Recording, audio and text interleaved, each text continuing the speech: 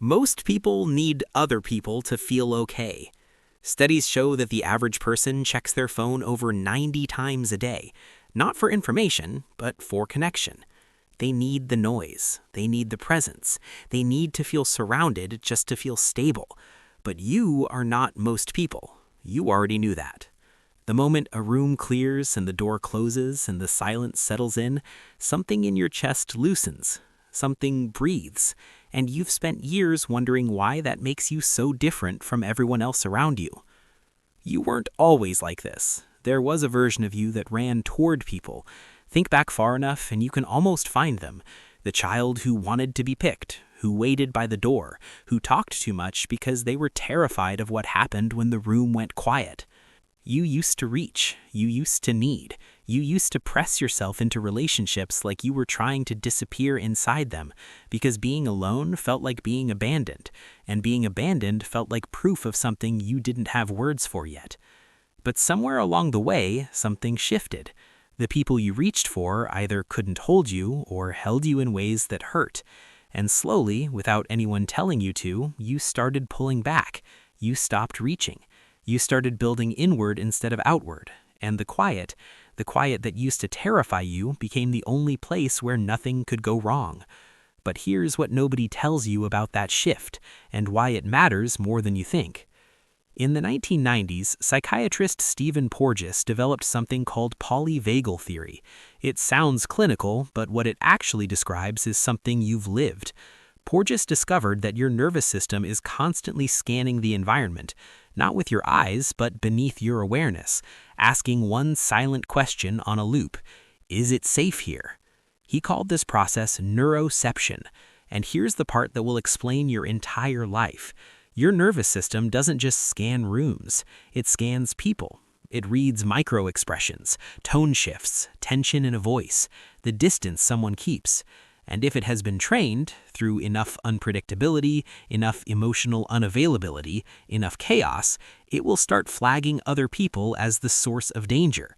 Not because people are dangerous, but because your system learned, from real experience, that they could be. So when you're alone, your neuroception finally stops scanning, the alarm goes quiet, and for the first time in hours, you can actually breathe. That's not antisocial behavior. That's your nervous system doing exactly what it was built to do. But there's a root beneath even that, and it goes further back than you might want to look. It's not a flaw. It's a blueprint your younger self drew to survive. Think about the environment that trained your nervous system to find safety in solitude.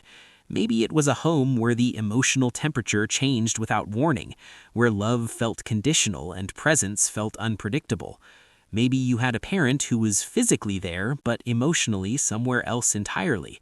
Psychologist Tanya Marshall describes this as the invisible wound, growing up in a space where your emotional needs were consistently unmet, not through cruelty, but through absence.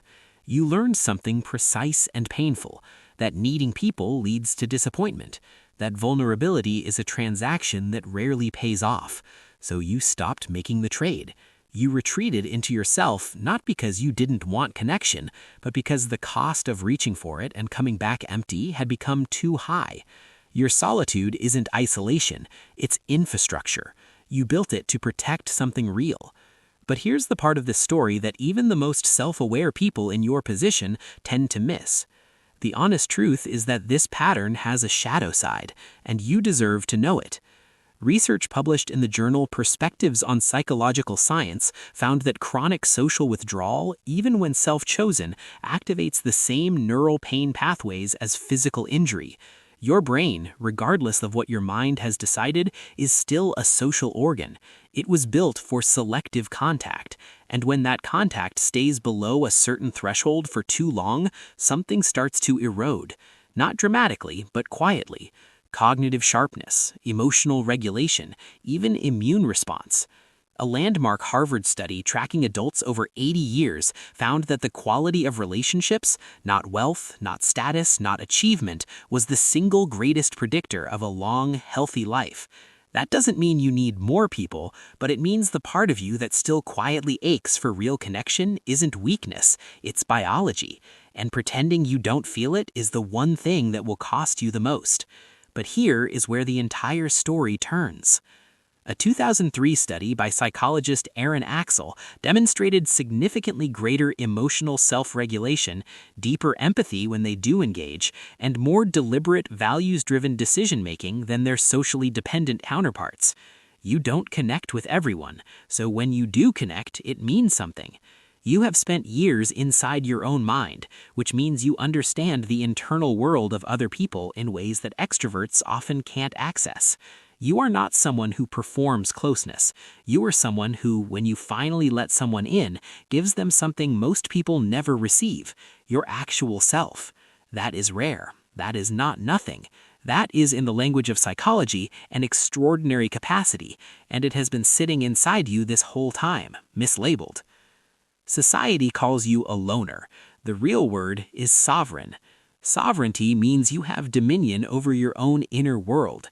It means your sense of safety doesn't depend on external approval or constant company.